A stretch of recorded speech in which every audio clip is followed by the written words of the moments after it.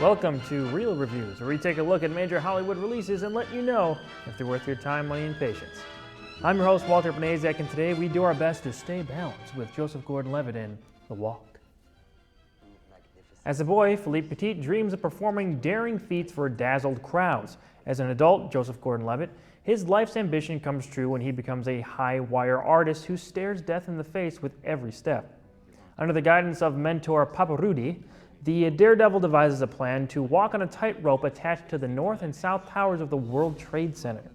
With help from his team and against all odds, Petit attempts the seemingly impossible stunt on August 7th, 1974. The Walk was an experience. Don't even bother getting it on DVD or Blu-ray when it comes out. The only way to watch this movie is in the theater. There were some absolutely breathtaking scenes and shots in this that a simple TV screen cannot do justice.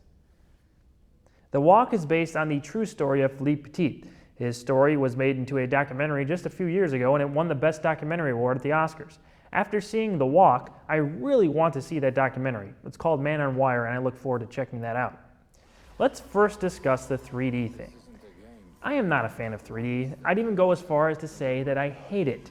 I've never liked it and don't see movies in 3D ever. I made an exception for this release because the trailer was amazing and JGL is one of my favorite actors. Also, Robert Zemeckis is Robert Zemeckis. It didn't turn me around in 3D, but I can say that it worked in this movie. It was made exclusively for IMAX 3D, and you can tell.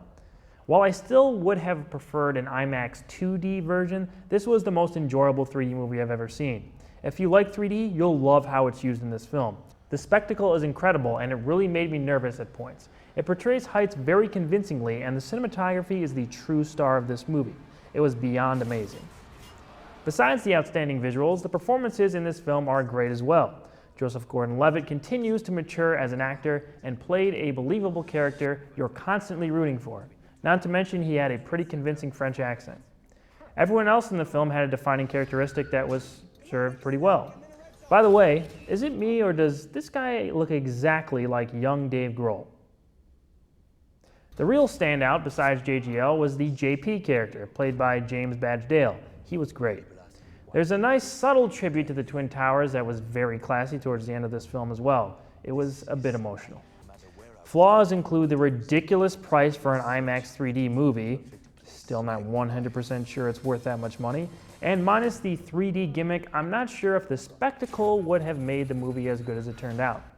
In any case, this movie should be experienced. If you're willing to spend the few extra bucks, go ahead and see this dazzler. It's truly unique and a remarkable true story. I'm giving The Walk a sky-high 8 out of 10. Be on the lookout for more real reviews and new editions of our competitive argument show, Real Debates, coming soon. Be sure to like us on Facebook, subscribe to our YouTube channel, like, comment on, and share this video. Remember, if it's not reviewed here, it just isn't real. I'm Walter Banasiak, and I will see you at the movies.